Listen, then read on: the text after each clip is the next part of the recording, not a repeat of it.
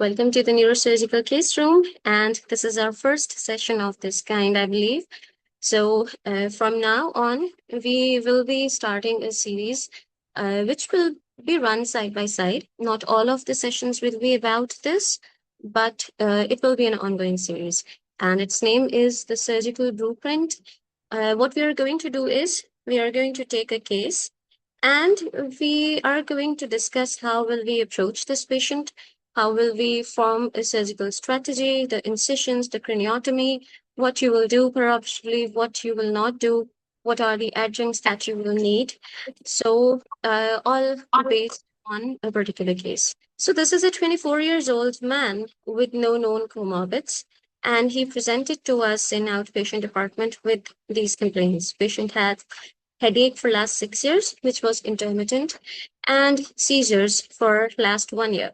So can I have a volunteer from the participants? How will you approach if such a patient presented to you in your OPD? Madam, detailed history with physical examination and neurological examination. Okay. What will you ask in the detailed history? Be very precise. Madam, chief complaint is headache, duration of headache, type of headache, severity of headache, associated symptoms, relieving factors, aggravating factors. Yes, there is another important thing that you have missed, which is really, really important from a neurosurgical headache point of view. Diurnal variation, right? Diurnal variation. Yes, Diurnal ma'am. Thank you. variation is going to be really important in this patient. And if he did not have any seizures, then what is something else that we would ask? We would ask if it is radiating towards the neck or if it is increasing in intensity with any coughing, with any Valsalva maneuver, etc. So Yes, ma'am. apart from the headache, we have seizures. What would you want to know about the seizures for this particular patient?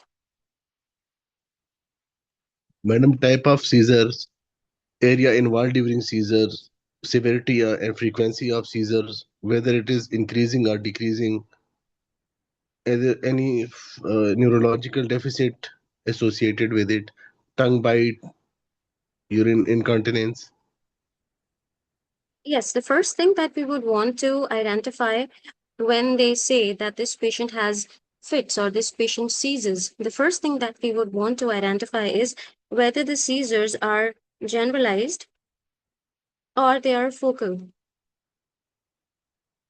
Afterwards, we can have a very elaborate history in terms of frequency, in terms of first onset, in terms of last episode. How long does one episode last, etc., etc. What do they do? If whether they are on any medication, since the history is for one entire year. So, along with these two things, what do we have any other volunteers? I do not want to bombard Dr. Abid with all the questions. Do we have another volunteer to proceed with the case? We will keep changing throughout the session. If we don't have any, then Dr. Abid can continue. Okay, yes, Dr. Lalita. Hi. So yes, I agree with Dr. Abid that we'll need to take a detailed history in terms of headache and seizures, pattern of seizures. Um, What other things would you like to ask? any weakness, any other and any what is the MMSE, the higher order function of the patient? What is the patient is dependent, ADL independent? Yeah, as mentioned, there's non-neurological deficit and performance at work or school. Yeah. Okay, so there are two other things. If assuming this was a patient in my outpatient department or in my clinic, there would be two things that I would be very keen to know. In fact, three things. Apart from all the thorough neurological examination that we do, which consists of 3 or 4 significant portions, there will be three things that I would want to ask this patient.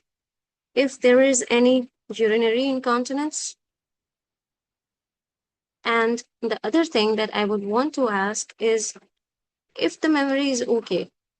I'm going to take the history from the attendant, whether the memory is intact, whether the memory is impaired, etc. And apart from this, yes, deficit, any focal deficit, any weakness that will point us to the direction where we can localize the lesion. So, if it is more towards the urinary incontinence and the patient has had generalized personality changes, we know that it is going to be more or less a frontal lesion. If memory is impaired, along with that, patient is having focal seizures, then most likely it is going to be temporal in origin. But obviously, temporal and frontal lobes are interconnected, and please keep yourself muted if you don't want to answer. So, uh, I lost my train of thought. What ends up happening is we want to localize the lesion, right?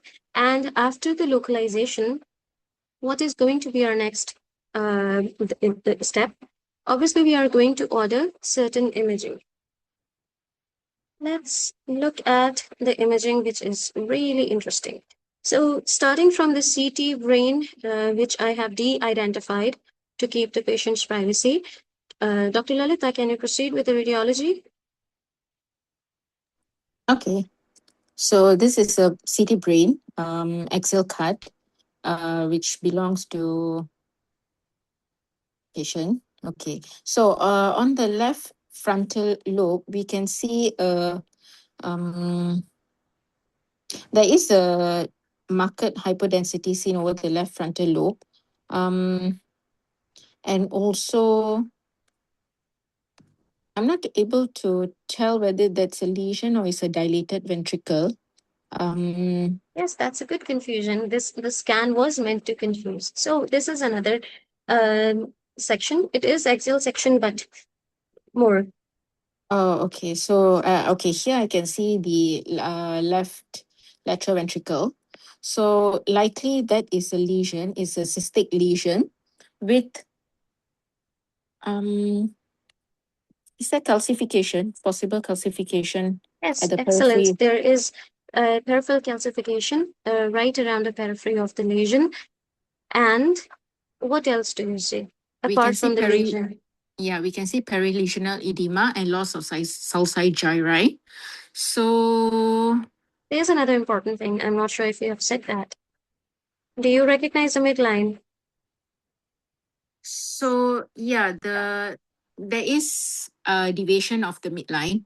Yes. So yeah, so the Yes. lesion pushing it away. So likely it's probably a left frontal meningioma in this case. Yeah, given the fact that it's calcification seen on a plain That's a scan. fatal mistake that you Oh, just made. Do okay. we have another participant? This is going to be a very interesting session. Yes, Dr. Maha, it is a supratentorial lesion with midline shift as well, mostly cystic with only peripheral calcification. You mentioned that it could be a meningioma, assuming that the majority of the portion is cystic. Would we still keep meningioma as our first differential? What was the let's Mm, go back. it could be a craniopharyngioma, I think. Let's go back. So this is a 24 years old man, and not a very typical age group for meningioma or the gender. So if you Glioma? see, who is this? Please introduce yourself. Yeah, I'm Ganesh from India. Yes, Dr. Ganesh, we can take over from here. We can give Dr. Lalita a break and maybe come back to her later on in the session. So, what do you think It, this is? it is a hypodensity with actually it is cystic consistency looking like CS of intensity. Exactly. Maybe I don't know whether it is connected to the ventricle or not, but not sure. Yes. With So, surrounding edema and blind shape. the safest approach with such a limited imaging, because you only have CT in front of you, you do not have any contrast imaging, you do not have MRI, and even on CT, you only have single section, you have axials only. So the safest approach in such a limited imaging is to comment as less as you can. So this is a cystic lesion with probably a solid component on the side where we see this peripheral calcification. The lesion is causing significant mass effect with midline shift. and vasogenic edema, we can see that either the ipsilateral lateral ventricle is effaced or it is involved. I cannot be 100% sure in these images. And there is a compensatory dilatation of the temporal horn on the other side if you look at it. So, moving on to the next image. So these are T1 weighted images. Would you like to comment on them? Uh, Actually, the contents is not typically a CSF. Okay, it is quite the high proteinaceous when compared to CSF, and this also I could not able to. It is not connected to the ventricle. I'm sure from this. Yes, there is Then no communication with the ventricle as long as we are concerned with this section. We are going to find the accuracy of the statement in the later sections. But yes, you are right.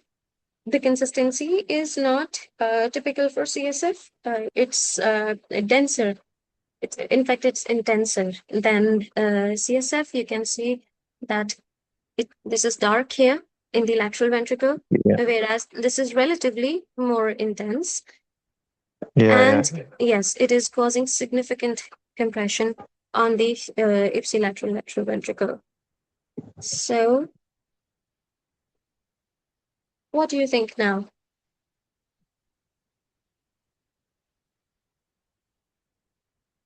What areas do you think are most likely involved here? Mostly it is involving the basic frontal. That's right, basifrontal, and it is causing significant compression over the basal ganglia. You cannot even appreciate caudate here. You cannot see the anterior limb of internal capsule. Part of the insula is involved. We are not sure if it is the lesion that is involving these structures or if it is only the edema, but they are definitely involved. And yes, it is a basifrontal region. Let's move. So this is T2 weighted image. What do you think now?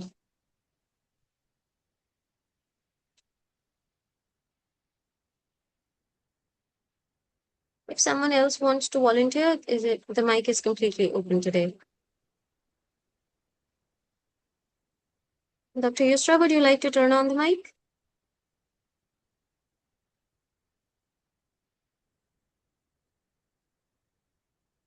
Okay, if there are no volunteers, I would proceed. So this is T2 weighted image, axial sections. You can see the corresponding lesion, which is hyper intense. In fact, I would like to say it is of mixed intensity with extensive vasogenic edema and extensive midline shift.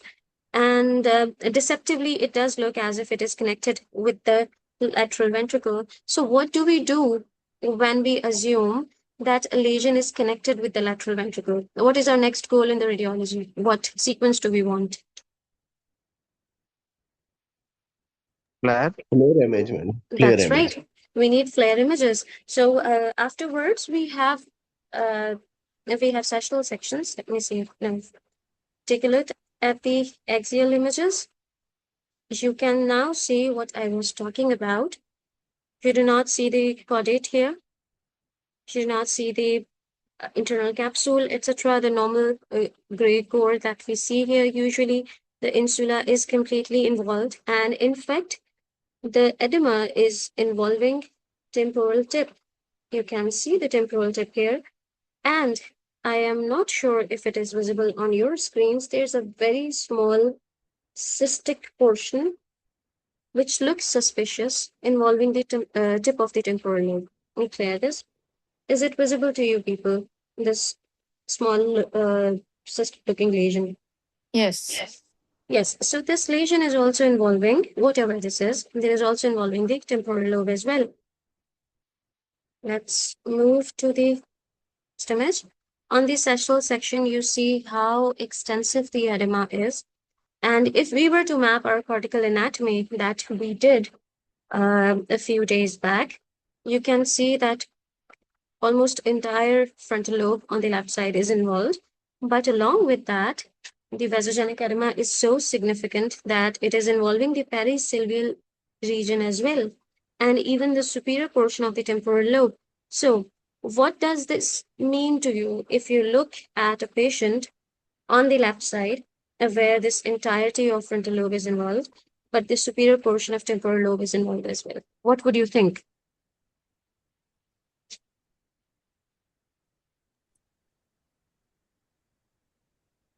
You mean Diffuse the glioma. lesion, doctor? What Sorry? lesion?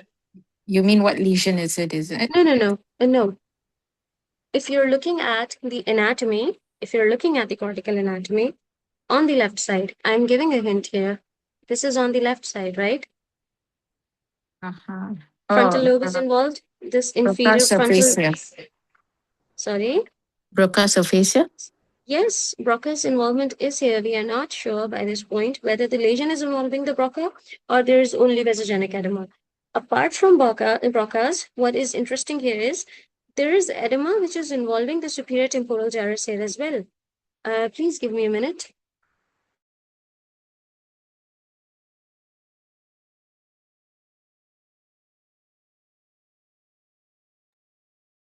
I'm sorry for the interruption. Let's come back here. So if you look at it, the edema is also involving the superior temporal gyrus here.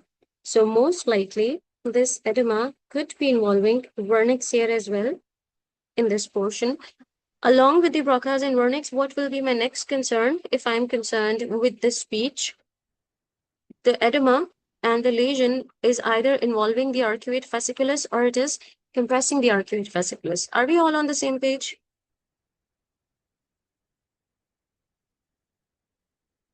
Am I audible? Yes, ma'am. Okay. Yes.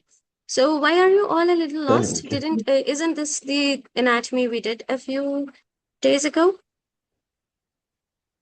Let me clear this all. Madam, not lost. We are with you, madam. We are not lost. We are with you. Okay. That's good to know. So not every OR is going to have a navigation program, or not every OR will be facilitated with it. So your best bet is to be really good with cortical anatomy, at least as good as you can. When you look at a certain image, you should have a very clear idea about what the lesion is currently causing and what can be potential problems as well. So why am I so concerned with the arcuate fasciculus with potential involvement of vernix? Broca's, we know that there will be some degree of involvement in the Broca's, even though the lesion is centered more towards the lateral portion, superolateral portion. So the reason is postoperatively, if there's significant edema here, there can be transient speech arrest, even if there is currently no speech deficit at present. Because of the location of edema, this patient can go on to develop speech problems, even if they are transient, because once the edema resolves, it will come back to normal. So it's really important to think of a lesion in its entirety. So if you look at the coronal images, you can see it is pushing on the basal ganglia. Let's move on.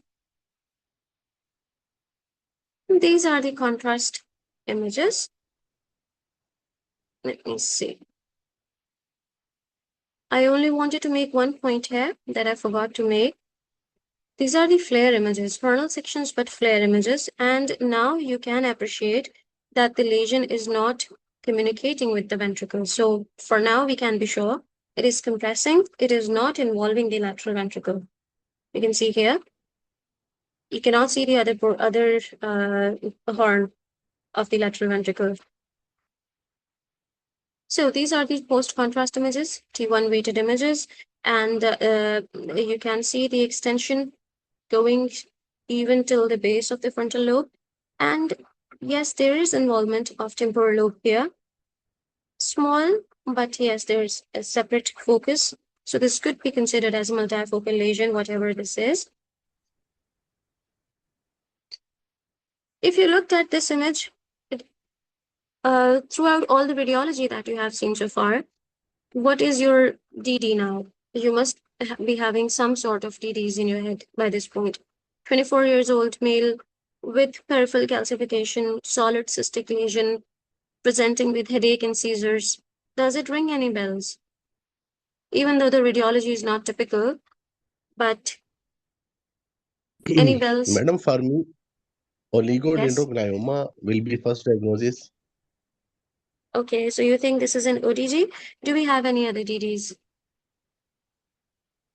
Ganglioma could be, Dr. Lalita, but there are more common DDs before we can talk about ganglioma.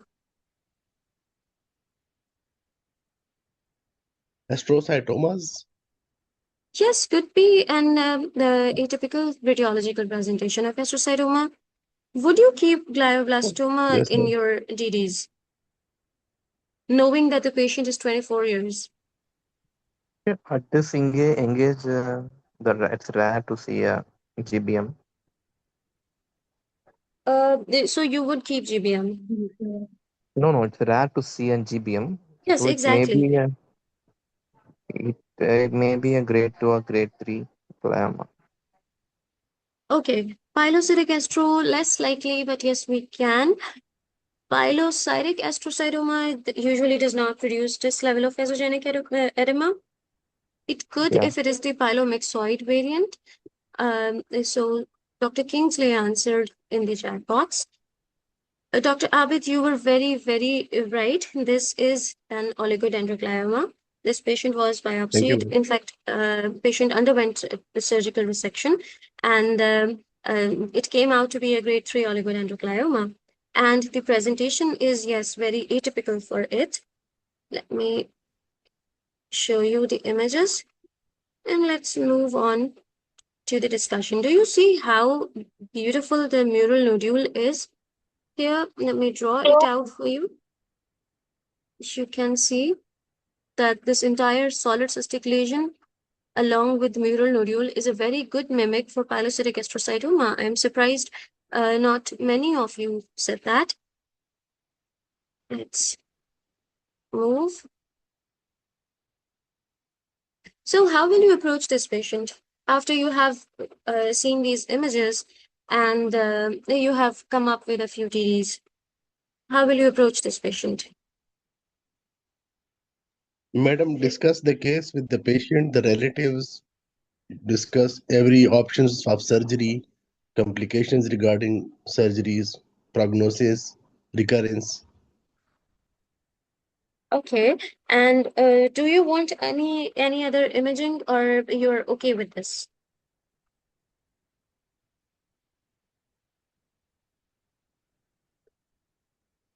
MRSA, madam.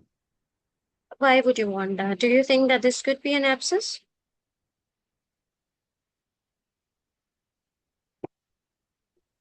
Madam, just to further confirm our diagnosis, DWI. if you Okay. Dr. Lalita in the chat box is saying diffusion track. Yes, DTI.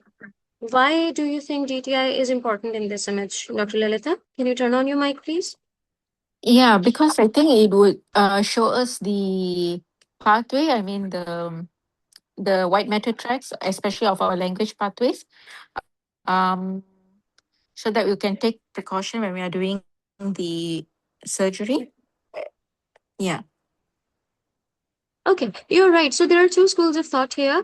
There is some compression of white tract and white tracts. We are not sure by this point whether there is compression, whether there is only involvement due to the edema, etc. So yes, DTI would be the safer option to get a clearer image regarding whether there is compression or there is actual interruption of the white matter tracts. But there is a small chunk, a small school of thought that would say that since only edema is around these white matter tracts, it's okay to proceed with the case. But if I was approaching this is not my own case, by the way, just as a disclosure. If I was approaching this, I would definitely get a DTI. I would want tractography to map out how the white matter tracts are going, especially the language pathways, because arcuate fasciculus would possibly be involved.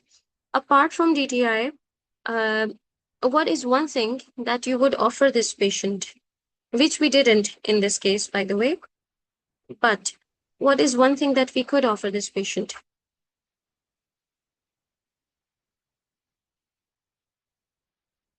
Awake craniotomy. That's right, since it is left side and so much of the language pathway is involved, the best option is to go for an awake craniotomy. Unfortunately, the GCS was low. It was between 12 and 13. You can see how significant edema there is and how big of the midline shift there is. This patient was disoriented.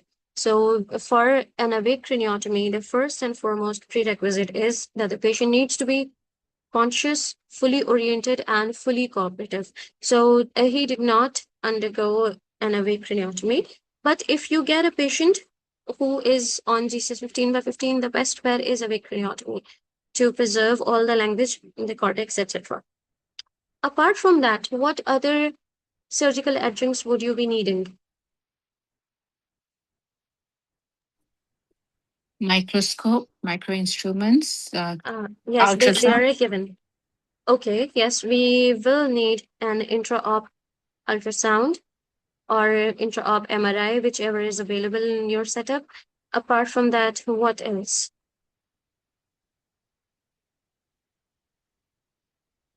MEPs, SCPs. That's right. We will need the MEPs, SCPs. We will also need cortical mapping. That's right, Dr. Abdullah. We will need intraoperative mapping for this patient. Head holder, yes. Intraoperative mapping is a given. In the setups where intraoperative MRI is not available, intraoperative ultrasound does an equally good job. So you will get to localize the lesion. So, assuming that this is your patient and you would have to draw an incision for this lesion, what would be your incision? What is your surgical planning now? Can you draw on the screen, Dr. Lalita? See if you can annotate here. Let me try. Where is the drawing option? There is an option for annotate up on the taskbar.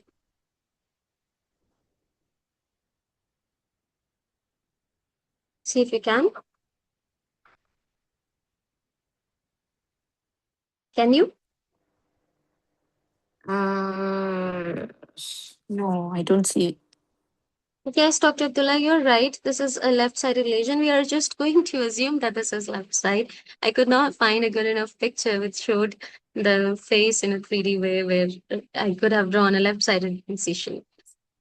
Okay, so who drew this? Dr. Lalita, did you? No, it wasn't me. I was Okay, who planning was this? perhaps of a Tirona or a... Do we have a secret Santa? Who was the one who drew this? It said John's iPhone. Okay, Dr. Ikra, did you? No, it said John's iPhone. Someone named John. Okay. So whoever drew it does not want to accept that they did. That's okay. Okay, Dr. Abid is going to draw a question mark incision. Okay, and who is this green incision person? Dr. Abdullah. So where do you think, if I want all of you to imagine the lesion, where the lesion is actually? Okay, Dr. Abdullah, yes, that's a good incision. That's a relatively good incision. So if I were to draw an incision here, what I would do is I would start in front of the tragus and go around the hairline, making it a unicornal incision, but assuming that this is my midline, right? So I would probably, in this particular case, not make a widow's peak. Instead, go right over the midline and end the incision somewhere around here. So it will be a modified unicornal sort of incision following the hairline and going slightly posterior, crossing the midline because the lesion is approaching the midline. Apart from that, if I want to imagine where the lesion is, okay, who is this person with a huge Sorry, incision? that was me. I found the thing. Let me clear all of this. So apart from this, see, I would probably be drawing an incision like this in this patient here. Also remember, if you are drawing an incision, one of the basic principles is to not make it narrow based, like somebody draw it like this. So yes, you can I think it was even narrower. Narrow incisions are not good from the vascular point of view because you are minimizing your vascular pedicle, sort of. Apart from that, assuming that this is a left side frontal incision, if I have to imagine where the lesion is probably somewhere around here. Slightly deeper from the cortex, probably 1 to 2 centimeters deep, and almost touching the basal portion of the frontal lobe, extending more towards the lateral. What you see on the medial side is the midline shift and the pressure effect. That is not the actual lesion. It's more of it is cyst. Our target, what is our surgical goal here? The surgical goal is to get the solid portion out, right? Our surgical goal is maximum safe resection and getting the solid portion out, because we know that once we get a biopsy done, we are going to know that, okay, this is not a pilocytic astrocytoma, which is very less likely of a possibility in the first place as well. Gliomas have this false cyst. The cyst is not, it's not tensile. It's not like a proper cyst of pilocytic astrocytoma. There is no balloon-like structure which is filled up, inflated with the water. So the difference is, if you aspirate the cyst here, you're going to lose the lesion completely. It's not going to stay put like a brain abscess or like a pilocytic astro. So our goal is to get this solid portion. We will see about the cyst wall. If it is visible, readily approachable, and not involving any invasive, eloquent regions, then we can get it out if we can. If we can't, then it's okay. So the goal is MSR. Our maximum amount of solid portion is situated right here. You all remember the radiological appearance of that lesion, right? It was like this. The solid portion was on the lateral side. So we are very lucky. The patient is lucky as well. You're going to approach that. Assuming, okay, some frontotemporal, yes, it would be a modified frontotemporal approach. It would be a modified frontotemporal approach. And if I have to plan a craniotomy, can somebody draw a craniotomy here? Let me draw the midline. Can someone draw a craniotomy quickly so that we can proceed? Okay, Dr. Lalita, you're taking part of the supraorbital ridge as well. My control is really poor. Okay, that's okay. So, yes, Dr. Abdullah's craniotomy is more or less what I would personally do. Okay, folks, please stop drawing. I cannot see anything anymore. Let me clear this up. So this is the midline. Apart from the midline, the craniotomy is going to look something like this. Obviously, the best bet for a craniotomy is if you have a neuronavigation. You're just going to mark the tumor, mark where it is, and draw a craniotomy, which is completely adequate. But since we don't have it, we are going to make a rough bet that the craniotomy is going to look like this. I am going up till the midline, but I'm not going to expose the superior sagittal sinus. That is not my goal, because this is not a meningioma or any lesion which is reaching up to the superior sagittal sinus, right? So I have taken this chunk away. Let's move. I think we have a skull here as well. So the craniotomy is probably going to look like this. What is your opinion about the small portion in the tip of the temporal lobe? Do you people want to get it out or no?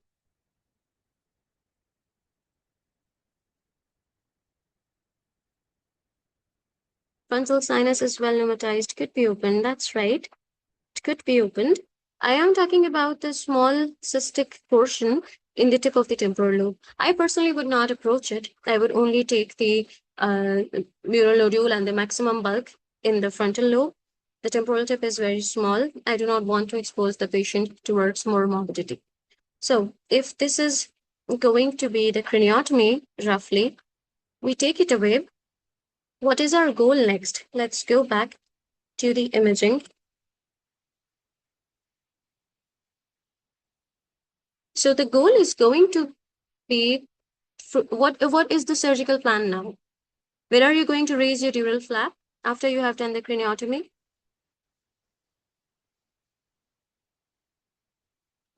To the superior sagittal sinus. That's brilliant. We are going to make the base of the dural flap towards the superior sagittal sinus because A, we want to protect the sinus. B, we also want to see if there are any bridging veins, any draining veins, which we cannot compromise.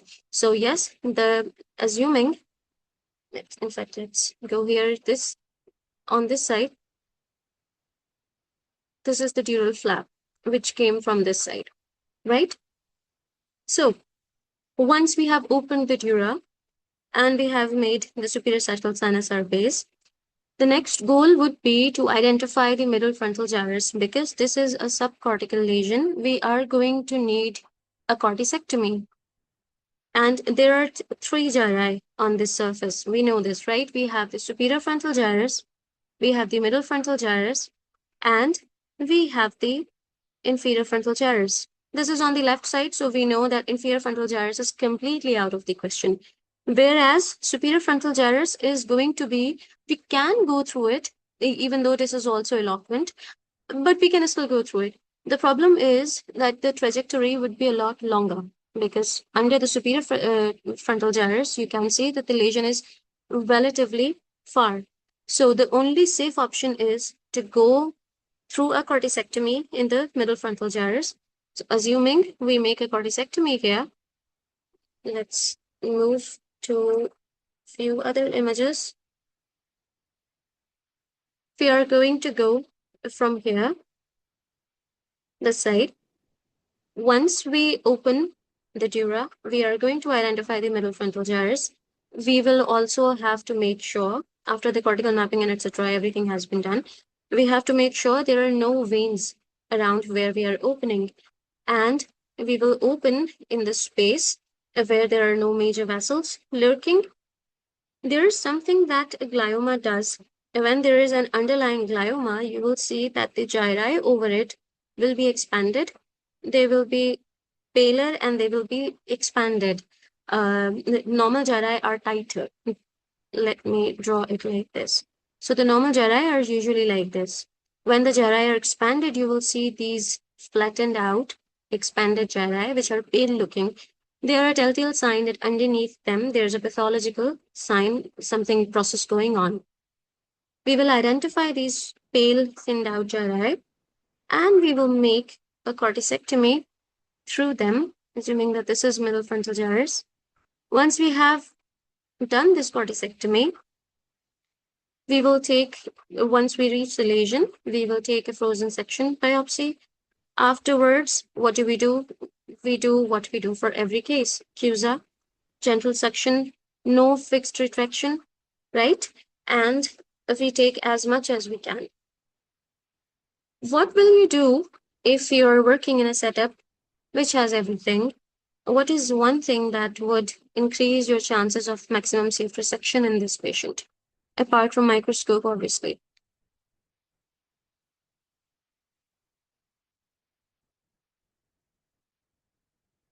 The color is giving the hint.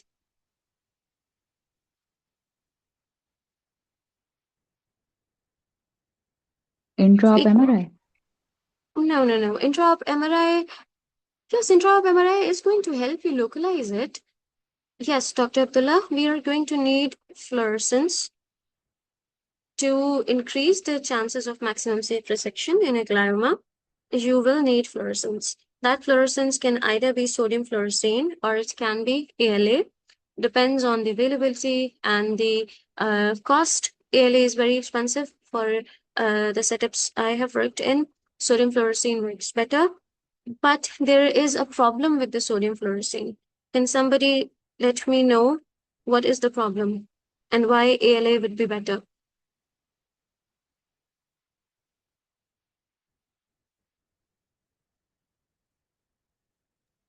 Madam, chances of fits are up.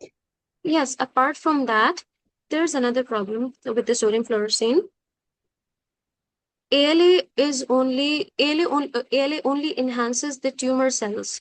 Whereas with sodium fluorescein, if a tissue is inflamed, if it is edematous due to cortical manipulation, due to whatever surgical maneuvers you did, then that tissue is also going to take up sodium fluorescein. So you have the chance of taking up more than it is needed. So with sodium fluorescein, you can take out unnecessary healthy cortical tissue because it will be illuminated because of the edema, because of the cortical manipulation. So regardless, we are going to need the fluorescence to be sure 100% that, okay, there is no residual or there's only minimal residual. And afterwards, we close the way we close. So do we have any questions? Madam, is it possible that in this patient we are operating at the frontal lobe and we noted that it came out to be oligodendroglioma? Is it possible that the temporal nodule or the mass which we saw per MRI, it can be another type of tumor, Very less likely. and we should take the Less likely. biopsy of that tumor, madam? You can. Ideally, if you want to achieve a gross total resection, you can go and you can modify your craniotomy to include the middle fossa, to include the temporal portion of the bone as well. And you can approach the temporal tip, you can take it off. It's only involving the most anterior and the medial portion of the temporal tip. The problem with is there will be obviously increased morbidity. Also, when there is one active process going on, it is very less likely that a similar lesion somewhere else in the brain is of a different pathology. So this is most likely a multifocal pathology instead of being two different pathologies. Okay, ma'am. Thank you. Do we have any other questions regarding management, etc.? Even if not questions, just comments about cases that you have managed or what you do.